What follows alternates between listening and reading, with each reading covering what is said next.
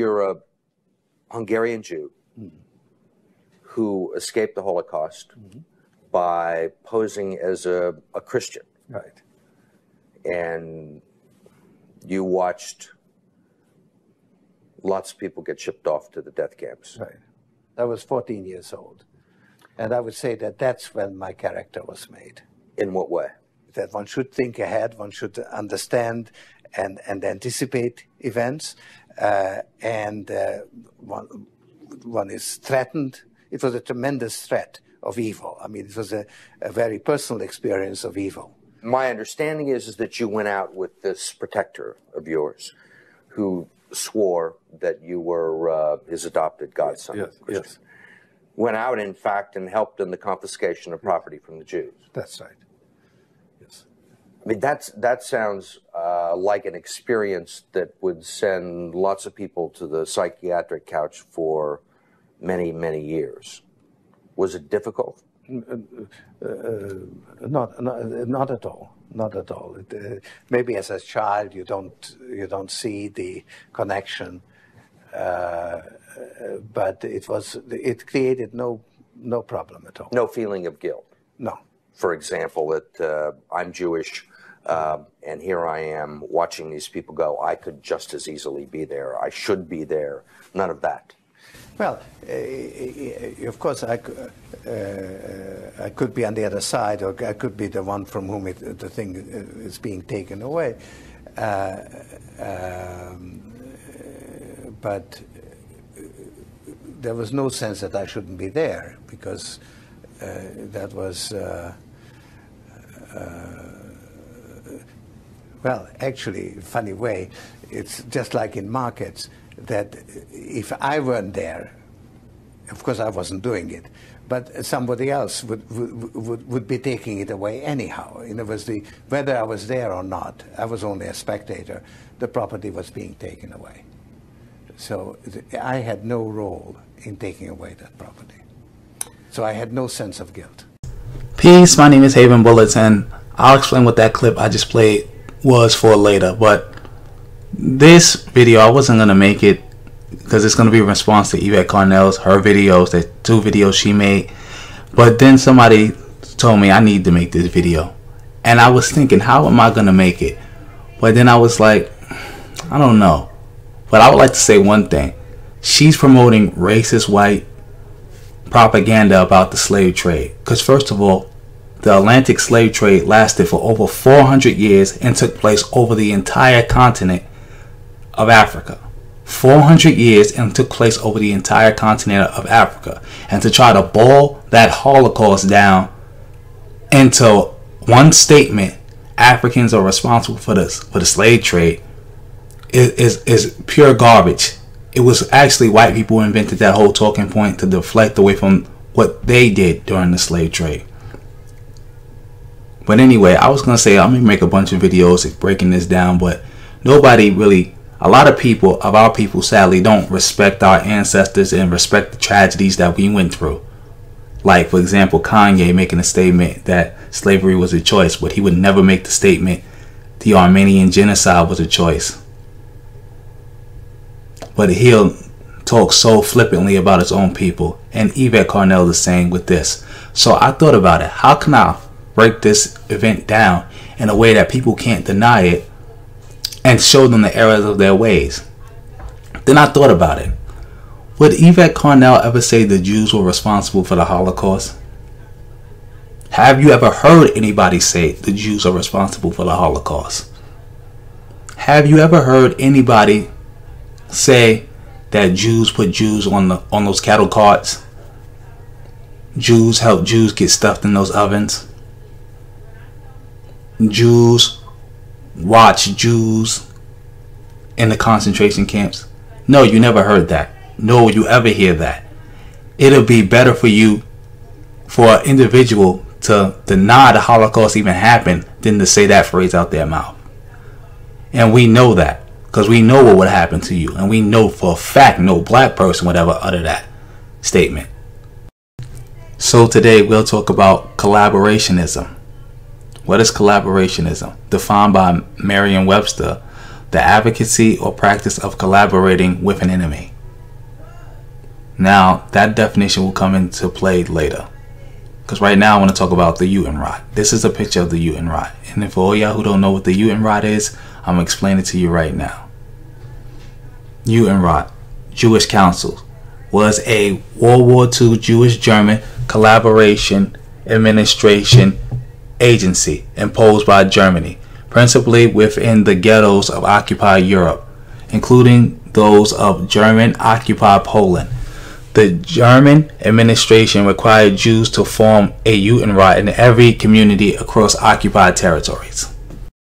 Judenrats were responsible for the internal administration of ghettos, standing between the Nazi occupiers and their Jewish communities. In general, the Judenrat represented the elite from their Jewish communities. Often, a Judenrat had a group for internal security and control, a Jewish ghetto police. We'll talk about them more later. They also attempted to manage the government services normally found in a city, such as those named above. However, the Germans required them to deliver community members for forced labor or deportation to concentration camps, place them in the position of cooperating with the German occupiers.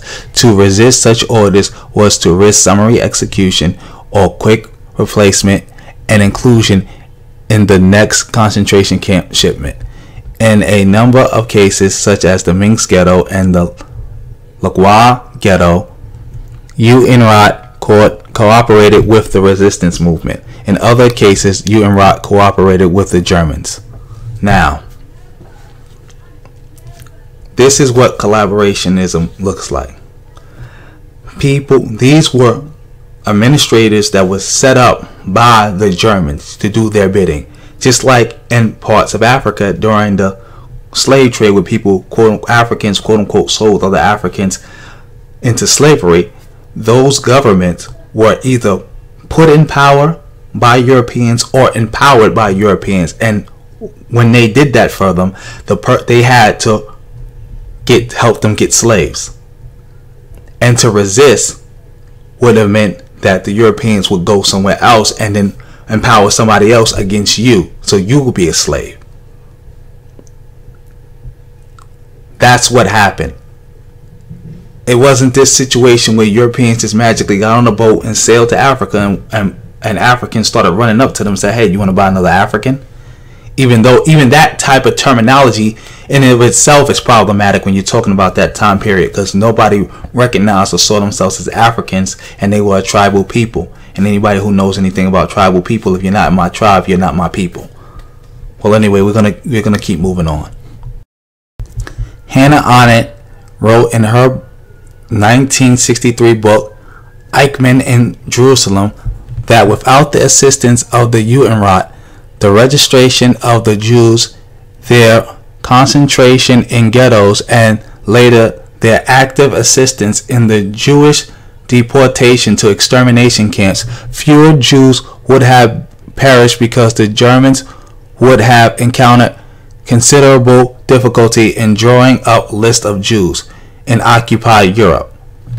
The Nazis entrusted Jewish officials with the task of making such lists of Jews along with information about the property they own. The Judenrat also directed the Jewish ghetto police to assist the Germans in seizing Jews and loading them onto transport trains leaving for concentration camps. In her book, Arendt wrote, to a Jew, this role of the Jewish leaders in the destruction of their own people is undoubtedly the darkest chapter of the whole dark story. In the matter of cooperation, there is no distinction between the highly assimilated Jewish communities of Central and Western Europe and the Yiddish-speaking masses of the East, in Amsterdam or in Warsaw, in Berlin or in Budapest. Jewish officials could be trusted to compile the list of persons and their property, to secure money for the deportees, to defraud the expenses of their deportation and extermination, to keep track of vacant apartments, to supply police forces to help seize Jews and get them on trains, until as a last gesture they handed over the assets of the Jewish community in good order for the final compensation. This was bad, family. As you heard, this is everything you just read. Right, I read to you right there. Is 110% true. That's exactly what happened. It's exactly what happened. Now I'm going to read you somebody else who has like a counterpoint to her, but then I'm going to bring it all home after I finish reading to you what this other person said. Art's views have been challenged by other Holocaust historians, including Isaiah Trunks, in his 1972 book, Judenrat, the Jewish Councils in Eastern Europe under Nazi occupation. Summarizing Trunks' research, Holocaust scholar Michael B. Randbam wrote, in the final analysis, the Judenrat had no influence on the frightening outcome of the Holocaust. The Nazi extermination machine was alone responsible for the tragedy, and the Jews in the occupied territory, most especially Poland, were far too powerless to prevent it. Now, I understand why they said this. And in a way, they are right. Because in the final analysis, final equation, the Nazis and the Nazis alone are responsible for the Holocaust. And I also understand why they felt the need to challenge her. Because if you take her words in a vacuum, you could misinterpret her, as I see it, as blaming the Jews or trying to claim that they had equal parts in the Holocaust as the Germans, as the Nazis, when the Nazis and the Nazis alone were responsible for the Holocaust. But what she said was 110% correct. There were collaborators who did participate and help exterminate their own people. That's not a knock on the people. And I understand why they're coming out against it, because you don't want a situation like we have now in the black community where people can say Africans sold Africans into slavery, and then people are actually running with that, and then they promoting that, and it's like the actual slave traders, the Europeans who were responsible for it, they just slipping out the back door. Remember, the European came into Africa looking for slaves. He was the one who created that slave trade. They were doing slave raids in Africa, documented since the mid 1400s, before Christopher Columbus was even born, before they even discovered the quote-unquote New World. They were coming to Africa to get slaves regardless. And there was little to nothing that the tribes could do to resist them. But the collaborators helping them didn't allow more people to get caught than they would have been able to do on their own. Just like the Nazis with the Judenrat. They were coming into these areas to snatch people regardless, and the Holocaust is 110% their fault. But the Judenrat helping them did allow for more people to get caught than would have gotten caught. Because let's just keep it 1 million. The Jew is white just like everybody else. You can't tell nobody apart by just looking at them. And if the Nazis had to go in there and go into every town, every city, and pick out who was Jewish and who was not, it would have been very hard to do so. Now, I want to switch gears and talk about the Jewish ghetto police. You already know what the Jewish ghetto police are. In the picture you're seeing right now, so many people are Judenrat, and this is the Jewish ghetto police with them. They had a wedding. But for all you who may have forgotten, we're going to go over it again. Here we go, family. The Jewish ghetto police, or Jewish police service, also called the Jewish police by Jews, were auxiliary police units organized within the Jewish ghettos of German-occupied Poland by local Judenrat, collaborating with the the German Nazis. The German Nazis. That's who they are. More collaborators, but this was the enforcement arm of the Judenrat. This is their band right here. You see it right here. This is the armband they originally wore to distinguish themselves from the rest of the population. And they, as we had previously read, helped round up their people, beat their people. They were extremely cruel to their people. Now let's find out how they were rewarded for their cruelty and their obedience and their collaboration with the enemy.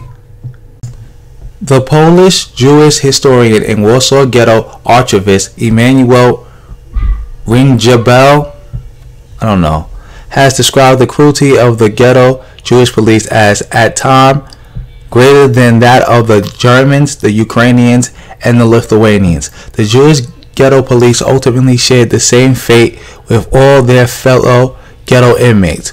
On the ghetto's liquidation, 1942 to 1943, they were either killed on sight or sent to extermination camps. See, they shared the same fate. They did all that collaborating, and what happened? They still got sent to a concentration camp to be killed, or they just got shot on sight. The German soldiers just came in and just killed them. They didn't need them no more. They just killed them. Like, all right, you served your purpose, helping us oppress your people, kill your people, hurt your people. Now you die. But there's also a parallel between this and this African slave trade, because anybody who knows anything about the African slave trade, the majority of Africans who did participate and help and were collaborators, they ended up getting killed by Europeans or either put on a ship and being sent to the Americas as a slave. I guess they must have forgot who they were and who they were dealing with just because they had that badge. They must have forgot what was still on that badge, a Star of David. Now I want to explain why I had that picture on that clip of George Soros. It's because George Soros, if you want to be real, collaborated. But it's like, should the actions of George Soros condemn all Hungarian Jews? Because it's like, that's what Yvette Carnell was trying to say when she was reading the article about the girl who was a descendant of a slave trader. She tried to use the fact that she said she didn't feel any guilt, just like George Soros. Mind you, she didn't do it. George Soros did it, but he didn't feel no guilt.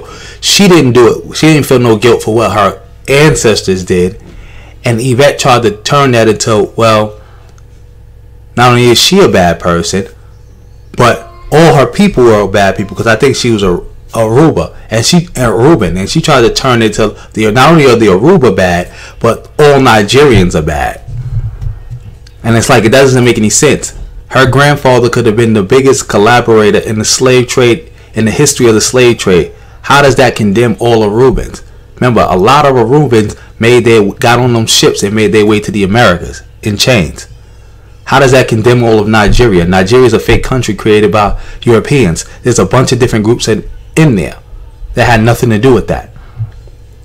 Or West Africa in general. That's like somebody coming out and saying, well, George Soros was a Hungarian Jew.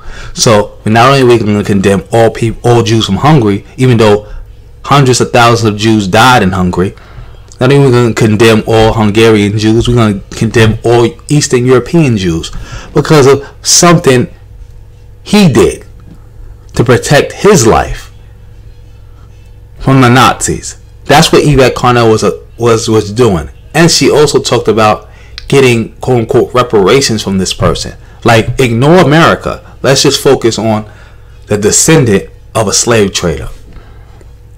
And let's try to get reparations that way. And I'm going to touch on that in a part 2 to this video. Because I'm going to make just about 2 videos. This one, I'm going to make another one. And I think I would have been able to touch on all the main things she was talking. And I'm going to end this video right here. Like, share, subscribe. Tell me what you think. Did I get it right? Did I get it wrong? Drop me a comment. Send this to somebody who you know that was in full support of what Yvette Carnell was talking to. And on that note, family, peace.